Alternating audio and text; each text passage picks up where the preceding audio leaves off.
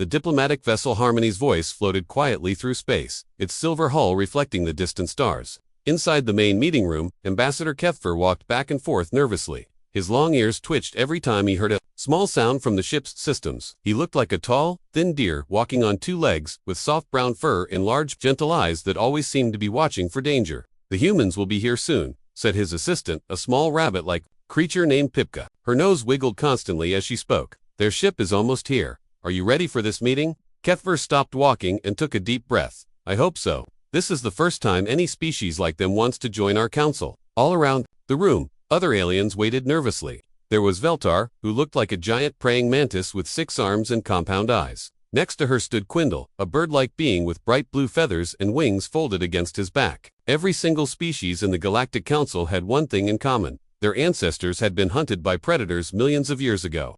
They were all prey animals who had learned to think and build spaceships. Their entire civilization was built on one simple idea: avoid fights at all costs. When danger came, they ran away, hid, or called for help. They never fought back because fighting was not in their nature.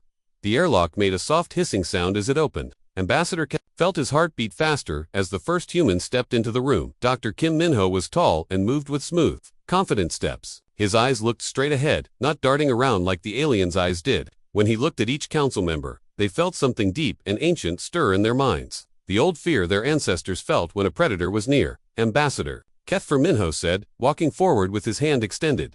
"Thank you for welcoming us.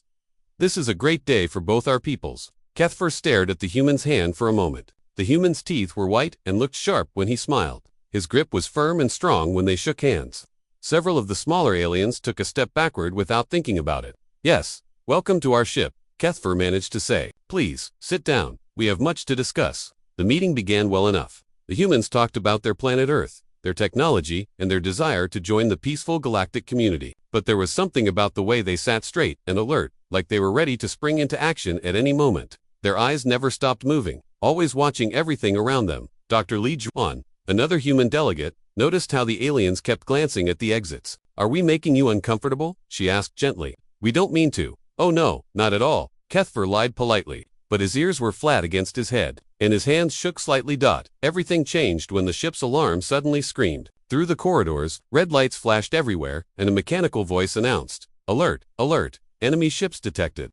All personnel to emergency stations." The alien crew did exactly what their instincts told them to do. They scattered like frightened animals, running to hiding places throughout the ship. Some dove under tables. Others rushed to sealed emergency rooms. A few curled up in small spaces and tried to make themselves invisible. But the humans did something that shocked every alien who saw it. They stood up calmly and started giving orders. "G1, check their weapons systems," Minho said in a steady voice. "Soman, find their communications center. We need to see what we're dealing with." Park Soman, the third human delegate, was already moving toward a computer terminal. 3 pirate ships, she reported. "Light cruisers, nothing too dangerous. They're trying to disable our engines." The aliens watched in terror and amazement as the humans took control of the situation. Instead of hiding or running away, they were planning to fight back. They talked about flanking attacks and defensive positions like they were discussing the weather. "Can we reach their weapon controls?" Minho asked Veltar, who was pressed against the wall with all 6 of her arms wrapped around herself. "I Don, single quotes, T. Veltar stammered. "It's okay," G1 said softly, kneeling down next to the frightened alien. "We're not going to hurt anyone. We just need to protect the ship. Can you help us?" Something in the human's voice, calm but determined, made Veltar nod slowly. She pointed to a panel with her shaking claw. "The weapons are controlled from there, but we never use them. We don't know how." "That's fine," Minho said. "We do." For the next 20 minutes, the humans worked with quiet efficiency. They figured out the alien weapon systems, coordinated with the ship's frightened crew, and mounted a defense that drove off the pirates without destroying them. When it was over and the pirate ships had fled, the aliens slowly came out of their hiding places. They stared at the humans with a mixture of awe and deep, primitive fear. The humans had not just survived the attack, they had won it, and they had done it without showing any fear at all. Kethfer realized that everything was about to change. These humans were unlike any species the galaxy had ever seen. Dr. Veltar could not sleep. For 3 days since the pirate attack, she had been watching the humans on Harmony's voice. Every time she looked at them, something in her ancient insect brain screamed danger, but she could not understand why. She sat in her small laboratory, surrounded by holographic displays showing human body scans and behavioral data. Her 6 arms moved quickly across different keyboards as she analyzed everything she had recorded about these strange new beings. Still working? Asked her research partner, Dr. Quindle, the bird-like alien perched on a chair nearby, his bright, blue feathers ruffled with worry. You have been studying them for days without rest. I cannot stop, Veltar said, her compound eyes reflecting the blue light from her screens. Look at this data, Quindel. Their eyes face forward, not to the sides like ours. Do you know what that means? Quindel tilted his head, the way birds do when they are thinking. Forward eyes are for hunting prey, not watching for predators. Exactly. Veltar's voice buzzed with excitement and fear. And look at their teeth. See these sharp points. They are designed for tearing meat, not grinding plants like our teeth. She brought up more images on her displays. Their leg muscles are built for chasing, not for quick escapes. Their hands have strong grips for holding struggling prey. Even their ears are small because they do not need to hear predators approaching from behind. Quindle's feathers stood up all over his body. You are saying they evolved from hunters. That is exactly what I am saying, Veltar whispered, but there is more. Watch this recording from the pirate attack. The hologram showed Dr. Kim Minho during the battle. While every alien on the ship was hiding or panicking, the human remained completely calm. His heart rate was steady. His breathing was controlled. He moved with purpose and confidence. Look at his behavior. Veltar pointed with one of her claws. When danger appeared, he did not run or hide. He moved toward the threat. His stress response made him more focused, not more frightened. Quindel watched the recording with growing horror. This is impossible. Predatory species cannot develop civilization. They fight too much. They cannot cooperate. But humans do cooperate, Veltar said, pulling up more data. They hunt in groups. They share their food. They protect each other's children. They have created the most terrifying combination in the galaxy. Predator instincts combined with pack loyalty and smart planning. For the next 2 hours, Veltar showed Quindle everything she had discovered. Human history was full of wars, but also full of cooperation. They had conquered their own world, then reached for the stars. They had learned to work together, not despite being predators, but because of it. We must tell the council immediately, Quindel said, his voice shaking. The emergency council meeting was called within hours. Representatives from dozens of species gathered in the main conference room. Their various forms of ears, antennae, and sensory organs all focused on Dr. Veltar as she presented her findings. Honored council members, she began, I have discovered something that changes everything we thought we knew about evolution and intelligence. She displayed her research for everyone to see. The room grew quieter and quieter as she explained her conclusions. Some aliens began to shake. Others made small frightened sounds. The humans are the first sapient species we have encountered that evolved from apex predators, she announced. Every other intelligent race in the galaxy, all of us, evolved from prey animals. The silence that followed was broken by a loud crash as Ambassador Keffer fell backward off his chair. His large deer-like eyes were wide with terror. This cannot be true, he stammered. Predators are violent. They are selfish. They cannot build peaceful societies. But they have built a peaceful society, Dr. Veltar replied. Dr. Kim Minho showed me recordings of their home planet. They have cities, art, music, literature. They take care of their sick and elderly. They even protect other species on their world from extinction. An alien from the Krikti species, who looked like a giant spider, spoke up. If this is true, then we are all in terrible danger. We must evacuate the entire sector immediately. No, shouted another voice. An ancient threnody named Zenv struggled to his feet. He was very old, with gray fur and wise eyes. You are all thinking with your fear, not your minds. The room fell silent as the respected elder continued. What if evolution did not create humans as our enemies? What if it created them as our protectors? Many aliens made sounds of disbelief, but Zenver held up a wrinkled hand. Think about it. We have spent millions of years developing the ability to run, hide, and avoid danger. But what happens when the danger cannot be avoided? What happens when something threatens our children, our worlds, our entire civilization? He looked around the room at all the frightened faces. We call for help. We have always called for help. But who answers that call? Who has the courage to stand and fight when we cannot? The old threnody pointed toward the door where the humans waited outside. Maybe evolution spent millions of years preparing them for this moment. Maybe the galaxy needed guardians who do not run from danger, but run toward it. The council chamber erupted in arguments, with some aliens demanding immediate action against the humans, while others considered Zenver's words. The debate would continue for hours, but one thing was certain, the galaxy would never be the same. Again, news about humans being predators spread across the galaxy like wildfire. On thousands of worlds, aliens packed their belongings and fled to the far edges of space. Trade routes that had been used for centuries suddenly became empty. Entire star systems went dark as their populations evacuated. But not everyone ran away. Captain Yundeho stood on the landing platform of Threnodel, watching a group of deer-like aliens practice basic defense moves. The Threnody had never fought anything in their entire history. When danger came, they ran. It was what their bodies and minds were designed to do. Keep your formation, Deho called out to them. Do not break apart when you see the enemy coming. The Threnody tried their best, but their instincts were too strong. The moment Deho activated a holographic enemy, they scattered in all directions like leaves in the wind. Some ran behind rocks. Others simply froze in place and closed their eyes. Miravan, the elderly Threnody leader, watched from nearby. Her soft brown fur was streaked with gray, and her large eyes showed both frustration and hope. They cannot help it, she said sadly. Millions of years of evolution tell them to run. Running is not bad, Deho replied, walking over to her. Your people are the fastest in the galaxy. You can outrun almost anything. The problem is that you think running means you have lost. He called the Threnody back and had them form a circle around him. What if I told you that running could be a weapon? The aliens looked confused. One young Threnody named Kiravine spoke up. How can running be a weapon? We are not hurting anyone when we run. Deho smiled. Watch this. He activated a training simulation that showed enemy ships attacking a Threnody colony. Your first instinct is to run right.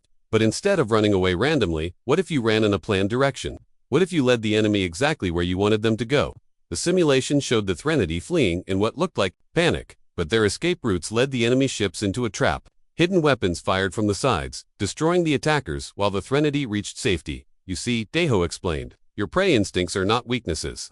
They are advantages. If you use them correctly, you have better hearing than any predator. You can sense danger before it arrives. You can coordinate your movements perfectly with your herd. These are gifts that predators do not have. Miravan's ears perked up with interest. You are teaching us to think like hunters while still being prey animals. Exactly, Deho nodded. Every species has strengths. The key is learning how to use them. The training continued for several days. Slowly, the Threnody began to understand that their natural abilities could be turned into tactical advantages. Their excellent hearing became an early warning system. Their speed became rapid repositioning. Their herd instincts became perfect coordination. Everything changed when an urgent message arrived from Galactic Command. Captain Yoon Deho gathered all the Threnody in the main meeting hall to hear the news together. Long-range sensors have detected something, he announced, his voice serious. The Devourers have awakened. The room fell completely silent. Even the Threnody, who had never seen a Devourer, knew the stories. The Devourers were ancient machines that ate entire star systems. They had been sleeping for 1,000,000 years, but now they were moving again. What are Devourers exactly? Asked young Kiravine. Miravan answered in a shaking voice. They are machines built by a species that disappeared long ago. They consume everything, planets, stars, entire civilizations. They turn everything into fuel for more machines. Every time they have appeared in the past, Deho continued, every galactic species has done the same thing. They evacuated entire sectors and ran away. No one has ever tried to fight them, because fighting them would be suicide. Miravan said, they are too powerful, too many. The only smart thing to do is run. Deho looked around the room at all the frightened faces. The Galactic Council is meeting right now to decide what to do. Half of them want to evacuate the entire sector, abandon billions of worlds, and flee to the far edge of the galaxy. And the other half, Kiravan asked. The other half want to try something that has never been attempted before, Deho replied. They want to fight back, and they want humans to lead the battle. The Threnody looked at each other with expressions of terror and disbelief. The idea of fighting the Devourers went against everything they believed about survival. You cannot be serious, Miravan whispered. It would be the end of everything. Maybe, Deho admitted. But running away means abandoning billions of innocent people. It means giving up entire civilizations without even trying to save them. He walked to the window and looked up at the stars. My species evolved to hunt, to fight, to protect our pack. Your species evolved to run, to hide, to survive. But what if we combined our abilities? What if predators and prey worked together? The old Threnody leader was quiet for a long moment. Finally, she spoke. You are asking us to go against millions of years of evolution, to face our greatest fear and stand instead of run. I am asking you to trust us, Deho said simply. And two, let us trust you. Together, we might be able to do something that neither of our species could do alone. The decision would not be easy, but across the galaxy, similar conversations were happening. For the first time in galactic history, prey species were considering following predators into battle. General Choi Nari stood on the bridge of the massive warship Soul's Pride and watched the largest fleet in galactic history gather around her. Ships of every shape and size floated in space. Some looked like silverbirds, others like giant insects, and some resembled floating flowers. She had never seen so many different alien species working together. The vote was very close, reported her second-in-command, Lieutenant Commander Han Jisoo. The council decided to trust human military leadership by only 12 votes. Nari nodded. As she studied the tactical displays, What is our current strength? 2,000 Threnody fast-hack ships. Han Gaisu read from her tablet. Their ships are the fastest in the galaxy. 1,000 Zilani early warning vessels with the best sensors we have ever seen. 500 Krikti engineering ships that can repair anything. And 800 human combat vessels. And what are we facing? Nari asked. The Devourer Advance Force has over 10,000 ships, came the grim reply. Each one is the size of a human battleship, and they are all controlled by a single artificial intelligence. Nari looked out at her mixed fleet and wondered if this was even possible. Every alien species in her command had evolved to run from danger, not fight it. Their natural instincts would tell them to flee the moment they saw the enemy. Dr. Kim Min-ho, who now served as the human liaison to the alien forces, approached her station. General, the alien captains are requesting a final briefing before we reach the Kepler defense line. Good, Nari said. I want to speak with all of them. Minutes later, the main screen showed dozens of alien faces. Some looked like deer, others like giant insects, and a few resembled birds with bright feathers. All of them looked nervous. Captains, Nari began, I know this goes against every instinct your species has developed over millions of years, but I need you to trust me, and I need you to trust yourselves. Captain Miravan of the Threnody spoke first. General, our ships are built for speed, not fighting. When we see the enemy, our crews will want to run. Then let them run, Nari replied, surprising everyone. Your running will be our most important weapon. She activated a tactical display that showed her battle plan. The Devourers are hunters, just like humans, but they hunt differently than we do. They chase fleeing prey until they catch it. We are going to use that against them. The alien captains looked confused. Beltar, now commanding a Krikti engineering vessel, spoke up. You want us to flee? But that is what we have always done. It never stops them. You have always fled to escape, Nari explained. This time, you will flee to lead them into a trap. Your natural flight patterns will look like panic to the Devourers. They will spread out to chase you, thinking they are hunting helpless prey. She pointed to different parts of the tactical map. Threnody squadrons will use their speed to draw enemy ships away from their main formation. Zilani sensor ships will track every movement and guide the fleeing ships along predetermined routes. Krikti engineering vessels will lay hidden mines and barriers. And where will the human ships be? Asked a Zilani captain. Nari smiled grimly. We will be hiding, waiting. When the Devourers spread out to chase you, we will ambush them from behind. The plan was risky and required perfect timing. The alien captains were quiet for a long moment, considering what she was asking them to do. Finally, Captain Miravan spoke. You are asking us to be bait. I am asking you to be heroes, Nari corrected.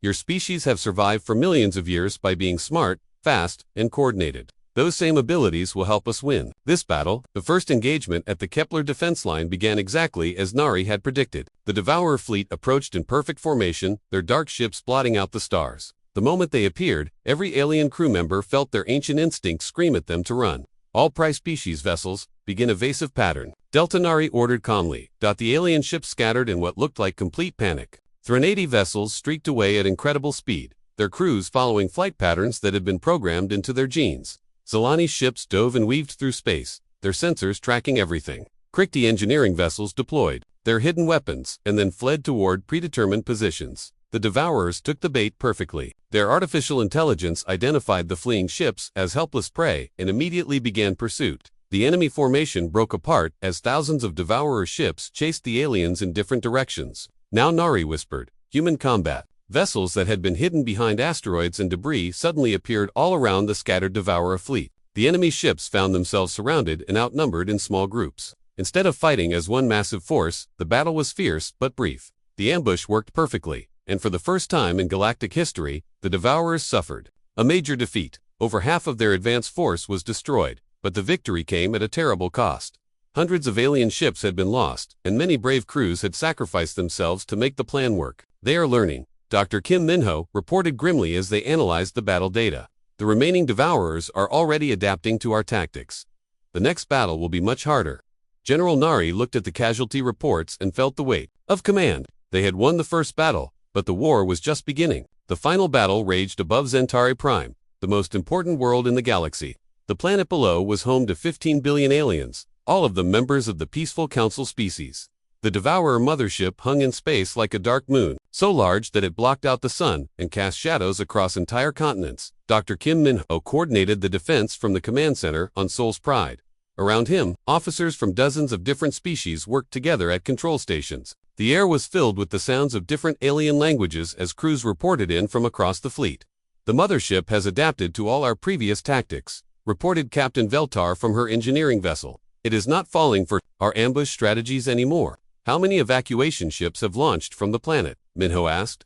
2 million vessels so far, replied Captain Miravan, but there are still billions of people down there. We need more time. Captain Yoon, Daeho's voice crackled over the communication system from his fighter squadron. The core is heavily protected. Now we cannot get close enough to plant the charges. Minho studied the tactical displays with growing desperation. The Devourer mothership had learned from their previous battles. It was no longer chasing fleeing ships or breaking formation. Instead, it stayed together and methodically destroyed everything in its path. Sir, called out Lieutenant Han Jisoo, the evacuation fleet is under attack. The mothership is sending fighters to intercept the civilian ships. On the main screen, Minho could see thousands of small escape pods and transport ships fleeing from the planet's surface. They looked like a swarm of frightened insects trying to escape a fire. But Devourer fighters were closing in on them, preparing to destroy every single refugee ship. All human squadrons moved to protect the evacuation fleet. Minho ordered immediately. But Sir Daeho protested over the radio. If we do that, we cannot attack the mothership's core. This might be our only chance. Minho was quiet for a moment. Every instinct he had as a predator told him to press the attack, to go for the kill, while he had the opportunity. But as he watched the millions of helpless civilians fleeing for their lives, he realized something important. Negative. Captain Daeho, protect the evacuees, that is our primary mission. I do not understand, said Veltar, her compound eyes, reflecting confusion. If we do not destroy the mothership now, it will destroy everything anyway. Maybe, Minho replied, but right now, millions of innocent people need our help. We are not just hunters anymore. We are guardians. He opened a channel to all ships in the fleet. All vessels. New strategy. The alien ships will continue the evacuation using their natural flight patterns. Human ships will provide cover and protection. We use what evolution gave us. Prey species excel at escaping, and predators excel at protecting their pack. What happened next was the most beautiful, coordinated effort in galactic history. The Threnody evacuation ships moved in perfect formations, their deer-like instincts helping them avoid collisions even in the chaos. Bazalani used their incredible sensors to guide refugees through safe corridors. The Krikti quickly repaired damaged ships so they could continue fleeing, and the humans did what their predator instincts commanded. They stood between the danger and those who could not fight for themselves. Captain Daeho led his fighter squadron in a desperate battle. Against overwhelming odds, there are too many of them, he reported. We cannot hold them off much longer. You do not have to hold them off, Minho replied, watching the tactical display with sudden understanding. You just have to buy time for one final strategy. He activated the emergency broadcast system and spoke to every ship in the fleet. All prey species vessels, I need you to do something that goes against every instinct you have. I need you to turn around and fly directly at the mothership.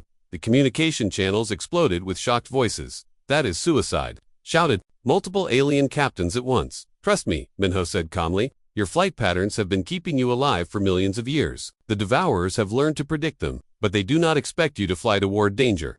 Captain Miravan was the first to understand. You want us to confuse their artificial intelligence by acting against our nature.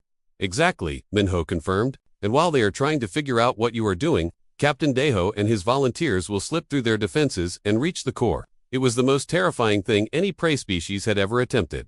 Thousands of alien ships turned away from safety and flew directly toward the massive mothership. Their crews were shaking with fear, but they trusted the humans who had taught them that running could be a weapon. The Devourer artificial intelligence was completely confused. Its programming told it that prey always fled from predators, but these ships were doing the opposite. For crucial seconds, the mothership's defenses hesitated, unsure how to respond. In that moment of confusion, Daeho's squadron slipped through the defensive grid and reached the mothership's core. This is for everyone who could not fight for themselves, he said quietly as he activated the final weapon. The explosion lit up the entire star system. The mothership broke apart in a chain reaction that took hours to complete. As the debris cleared, the evacuation fleet had successfully escaped, and the galaxy was safe. Later, as rescue ships collected survivors and the galaxy celebrated, Dr. Kim Minho made his final log entry.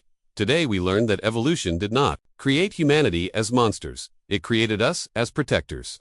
Our predatory instincts were never meant to make others fear us. They were meant to make the things that threaten others fear us instead. The galaxy had found its guardians at last. Reach can make mistakes. Please double-check responses.